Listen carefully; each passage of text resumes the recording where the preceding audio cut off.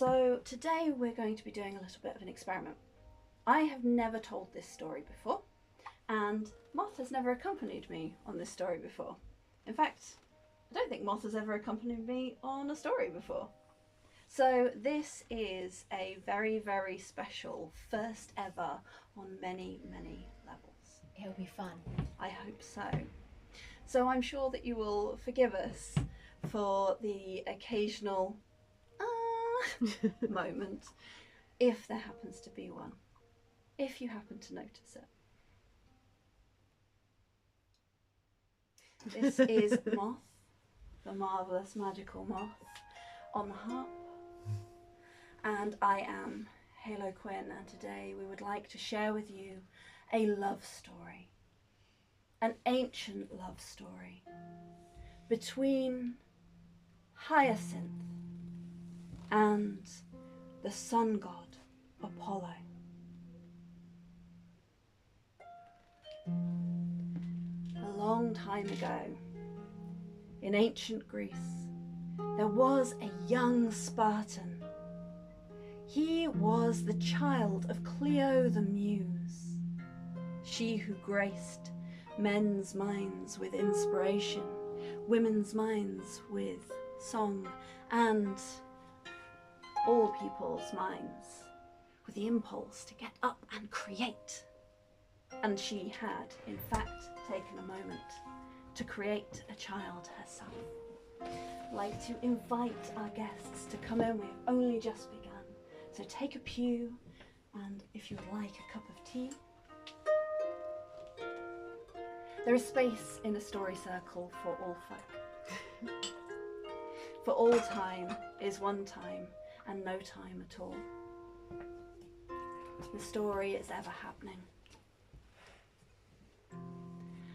In ancient Greece, Hyacinthus the Spartan, son of Clio the Muse, was the finest looking chap that you have ever seen. Now I know I say that about quite a few of the people who appear in my stories, but this time it is true. He was so beautiful that it seemed that the sunlight shone from his skin. He inspired people just like his mother, the Muse, did, just by his very presence. And he had lines of suitors, men and women alike, queuing up at his door to ask him for his hand. Not one of them took the time to get to know the mind, the man behind the beauty. Not one of them had taken the time to read the poetry that he wrote, to listen to the songs that he sang to the river, to hear him speaking softly to the birds that would flock to his words. Not one of them had taken a moment to appreciate how hard he worked to keep his body strong and ready for life. Not one of them, except for the sun god Apollo in his chariot high above. Every day, Phoebus Apollo would ride across the sky.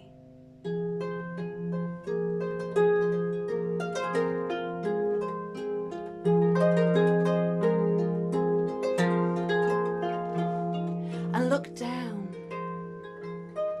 upon the beautiful, kind Hyacinth.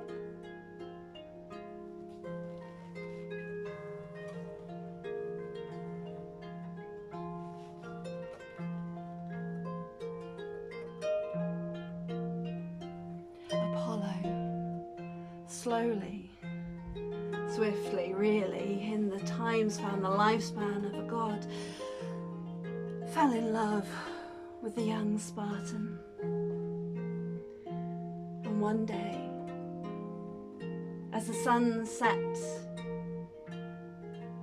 He alighted from his chariot and he went to visit Hyacinth. "Oh, you beautiful youth. Oh, you gorgeous man. I have heard you singing to the river, and your words have pierced my heart. Oh, you gorgeous, gorgeous person, you. I have seen your kindness to the birds. I have seen the effort, the perseverance that you put in day after day to keep yourself strong and vibrant, to live. Oh, Hyacinth, would you spend some time with me?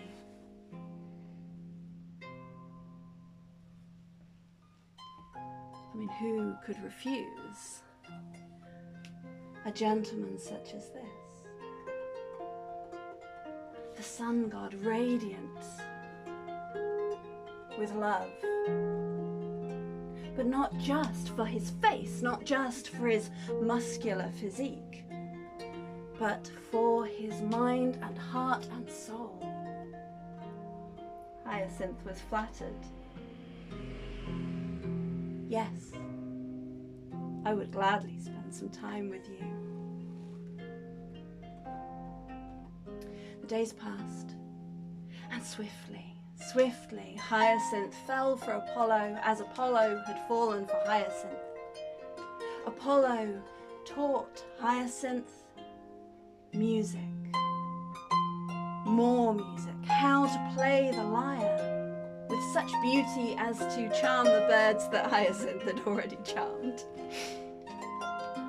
but how to make that music heal the twisted feet where they'd caught in wires or vines, the broken wings so they could fly once more. And Apollo listened to Hyacinth, listened to his stories of those birds, of the river spirits, of the trees, the nymphs that would sneak a glimpse every now and then. Apollo and Hyacinth would talk deep into the night, and they would sit in that true silence that comes from understanding each other. But they didn't just talk, and they didn't just sit. For two men in love, well, what do you think they did? They loved to climb up in the mountains, far from the people, and make love for hours at a time. And Apollo was skillful and Hyacinth was attentive, and between them the world exploded with bliss and pleasure. And the wind rippled through their hair.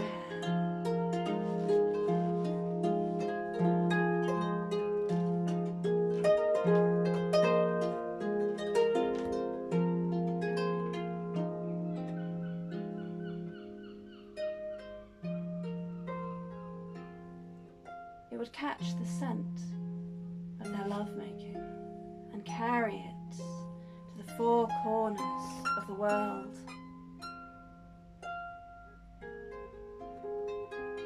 And in the west, far in the west and near in the west all at once, Zephyr of the winds lived. He too found Hyacinth beautiful. He too wanted love such as this, and he was jealous.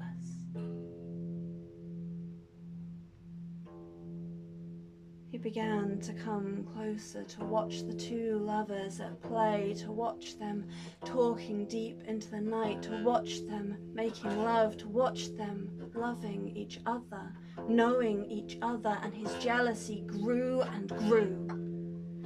Zephyr wanted what they had and knew he could not have it. Hyacinth had already told him no more than once. Apollo was so far beyond his reach, no chance. And so if he could not have it, they would not have it either. If he could not have the young Spartan, Apollo would not have the young Spartan either.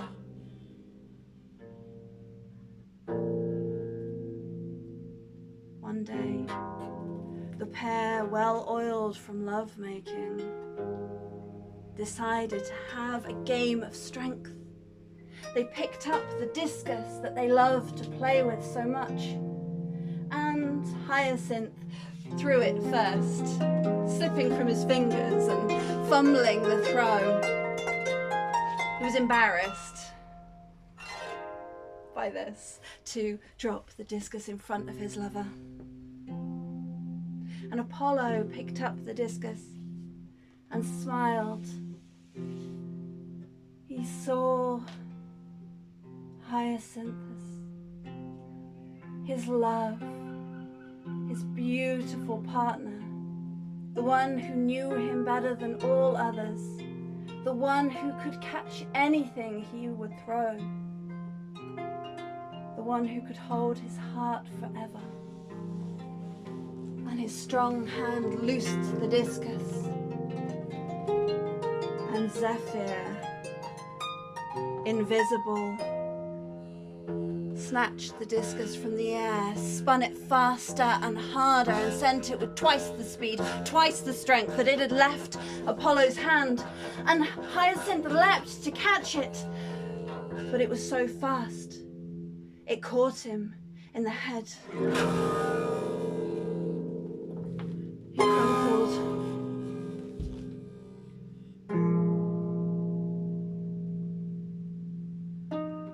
Apollo rushed forwards, scooping up his lover, his head lolling like a broken lily flower upon his shoulder. Apollo wailed, "No, no, no, this cannot be. No, my love, come back to me." He poured every ounce of magic that he had, every moment of healing that he could ever summon. He laid his lover on the ground and poured that elixir of life that is in the blood of every god, hoping against hope that the son of a muse could be brought back from death. He poured so much magic, so much healing, so much grief, so much wishing into his lover that the blood pouring out over the land sunk deep and fast into the earth. The body sunk deep and fast into the earth, and Hyacinth disappeared under Apollo's fingers. Apollo cried out for help, but even Zeus could not undo what had been done. Apollo took up his lyre and began to play.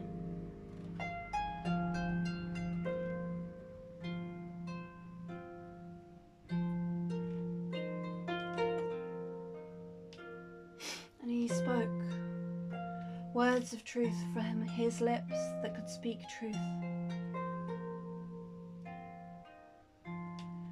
Oh, my love. Oh, my darling.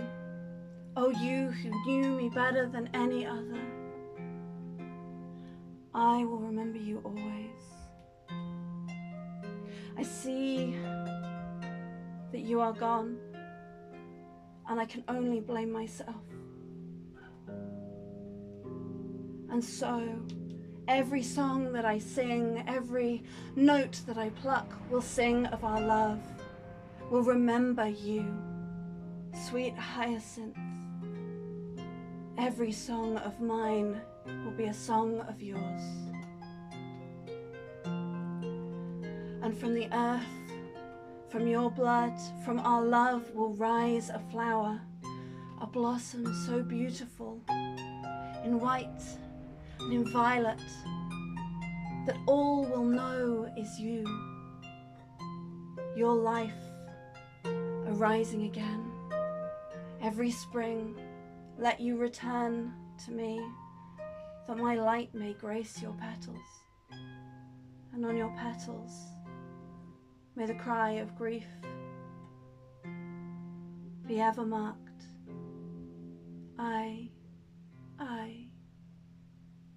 That the world knows that I love you still, and one day we will meet again.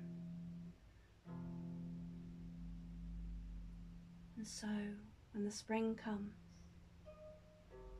if you walk in the woods and you see those flowers on a stem of many flowers, with their spiky petals in vibrant purple and white, you see those hyacinths.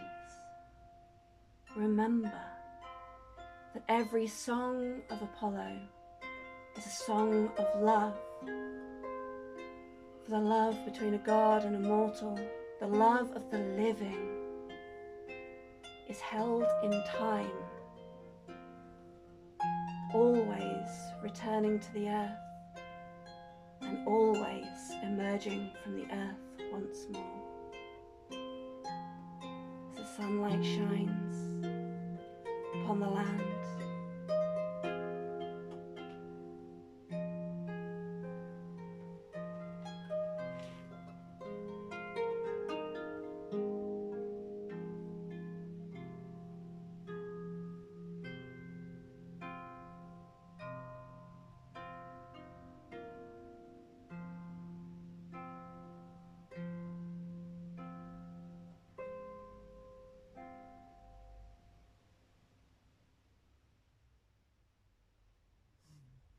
thank you.